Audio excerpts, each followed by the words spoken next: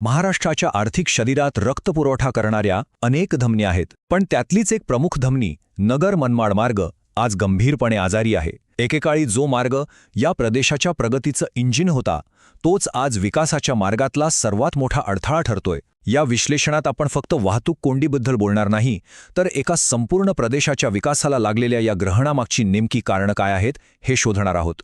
बघा, हा फक्त एक रस्ता नाहीये, ही एक संपूर्ण व्यवस्था आहे. आणि जेव्हा अशी एखादी व्यवस्था कोलमडते तेव्हा त्याचा परिणाम केवळ गाड्यांच्या लांबच्या लांब रांगांपुरता नसतो. तो परिणाम थेट शेतकऱ्याच्या मालावर, विद्यार्थ्यांच्या शिक्षणावर आणि अगदी रुग्णांच्या जीवनावरही होतो. तर ह्या जीवनरेषेच्या अपयशाची खरी किंमत काय आहे हेच आपण आता समजून घेणार आहोत. या मार्गाचं महत्त्व समजून घेण्यासाठी आपल्याला फक्त त्याचा नकाशा बघितला तरी पुरेसा आहे. एका टोकाला आहे अहमदनगरसारखं एक ऐतिहासिक शहर, तर दुसऱ्या टोकाला देशाच्या रेल्वे नेटवर्कला जोडणारं मनमाड जंक्शन. आणि या दोघांच्या बरोबर मध्ये आहे शिर्डीसारखं जागतिक कीर्तीचं तीर्थक्षेत्र आणि राहुरी येवलासारखी महत्त्वाची कृषी केंद्र. हा मार्ग या सगळ्या आर्थिक आणि सांस्कृतिक केंद्रांना एकत्र जोडतो आणि म्हणूनच याची कार्यक्षमता संपूर्ण प्रदेशासाठी खूप निर्णायक ठरते. म्हणूनच याला फक्त एक रस्ता म्हणणं म्हणजे समस्येची तीव्रता कमी करण्यासारखं आहे. ही एक आर्थिक जीवनवाहिनी आहे जी आता अक्षरशः प्रचंड तणावाखाली आहे आणि स्वतःच्या अस्तित्वासाठी झगडतीये. आता या मार्गावर इतका ताण काय येतोय याचं मूळ कारण म्हणजे त्यावर असलेल्या वेगवेगळ्या प्रकारचा भार. विचार करा, एकाच वेळी शिर्डीला जाणारे लाखो भाविक त्यांच्या गाड्यांमधून प्रवास करत आहेत. त्याच रस्त्यावर मनमाडकडे जाणारे मोठे मोठे अवजड ट्रक आहेत आणि त्याचवेळी स्थानिक बाजारपेठांसाठी लागणारी रोजची वाहतूकही सुरू आहे. या तिन्ही वेगवेगळ्या गरजा एकाच अरुंद रस्त्यावर पूर्ण करण्याचा प्रयत्नच या मोठ्या संकटाला जन्म देतो. पण खरं वास्तव काय आहे? एकीकडे या मार्गाचं इतकं मोठं धोरणात्मक महत्त्व आणि दुसरीकडे त्याची आजची ही दयनीय अवस्था. यात एक खूप मोठी दरी निर्माण झाली आहे. जी जीवनरेखा या प्रदेशाला पुढे घेऊन जायला हवी होती, तीच आता त्याला मागे खेचत आहे. ही आकडे फक्त वेळेचं गणित नाहीयेत, तर ते आपल्या ढासळलेल्या पायाभूत सुविधांचा एक जिवंत पुरावा आहेत. जो प्रवास पूर्वी अगदी आरामात 3 तासात व्हायचा, त्याला आज तब्बल 5 ते 6 तास लागतात, म्हणजे दुप्पट वेळ. हा वाया जाणारा प्रत्येक तास म्हणजे वाया जाणारं उत्पादन, वाया जाणाऱ्या संधी आणि लोकांच्या दैनंदिन जीवनात वाढणारा प्रचंड ताणतणाव. ही वाहतूक कोंडी काही विशिष्ट ठिकाणी जास्त केंद्रित झाली आहे आणि प्रत्येक ठिकाण आपल्या नियोजनातल्या एका मोठ्या चुकीकडे बोट दाखवतं. राहुरी आणि येवला इथे तर शहराला वळसा घालणारा बायपास रस्ताच नाही, म्हणजे महामार्गावरची सगळी वाहतूक थेट शहरात घुसते. शिर्डीच्या प्रवेशद्वारावर भाविकांची प्रचंड गर्दी होते, ज्याचा अंदाज घेण्यात आपण कमी पडलो. आणि मनमाडजवळ तर रेल्वे आणि रस्ते वाहतुकीचं नियोजनच कोलमडलेलं दिसतं. चला, आता या समस्येच्या आणखी मुळाशी जाऊया. ही परिस्थिती काही एका रात्रीत निर्माण झालेली नाहीये.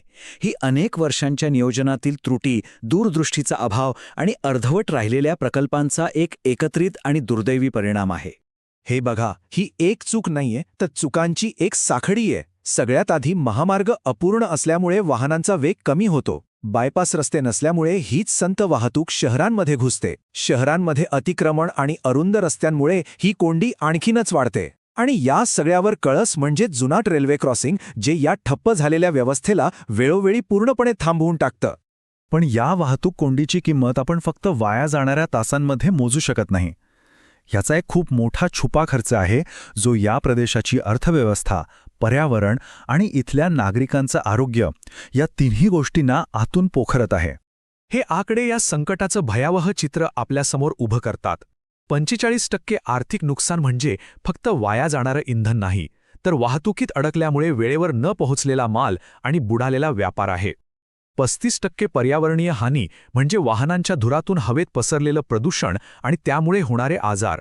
आणि 20% थेट आरोग्यावर होणारा परिणाम म्हणजे या धुरामुळे आणि तणावामुळे लोकांच्या आयुष्यावर होणारा गंभीर आणि दीर्घकालीन परिणाम. हे वाक्य म्हणजे या संपूर्ण समस्येचं अगदी अचूक सार आहे. ही केवळ एक गैरसोय राहिलेली नाही, तर या भागाच्या विकासाच्या इंजिनला लागलेला एक मोठा ब्रेक आहे. आणि जोपर्यंत हा ब्रेक काढला जात नाही, तोपर्यंत प्रगतीची गाडी पुढे जाऊच शकत नाही. पण ठीक आहे, फक्त समस्या सांगून तर चालणार नाही. यातून बाहेर पडण्याचा मार्ग काय? तर यासाठी एका दुहेरी रणनीतीची गरज आहे. काही तात्काळ उचलण्याची पावलं आणि काही दूरगामी प्रकल्प. चला, या बचाव योजनेचे तपशील पाहूया. या उपायांची विभागणी 2 भागात करायला हवी. पहिला भाग म्हणजे तात्काळ मलमपट्टी, म्हणजे लोकांना लगेच दिलासा देण्यासाठी वाहतूक व्यवस्थापन सुधारणे, अतिक्रमण हटवणे यांसारखे उपाय. आणि दुसरा जास्त महत्त्वाचा भाग म्हणजे एक मोठी शस्त्रक्रिया. यात महामार्गाचा विस्तार करणे आणि बायपास रस्ते बांधण्यासारखे कायमस्वरूपी उपाय येतात, जे या समस्येला मुळापासून उपटून टाकतील. या उपायांकडे केवळ एक दुरुस्ती प्रकल्प म्हणून बघता येणार नाही. खरं तर ही एक मोठी संधी आहे या संपूर्ण मार्गाला एका स्मार्ट कॉरिडॉरमध्ये बदलण्याची. एक असा कॉरिडॉर जो भविष्यातल्या प्रादेशिक विकासासाठी एक आदर्श मॉडेल ठरू शकेल. जर ही योजना यशस्वी झाली तर कार बदलेल. सगळ्यात आधी प्रवासाचा वेळ अर्ध्यावर येईल, ज्यामुळे उत्पादकता वाढेल, थांबलेल्या वाहनांमधून होणारा प्रदूषण कमी होईल, म्हणजे लोकांच्या आरोग्यात सुधारणा होईल.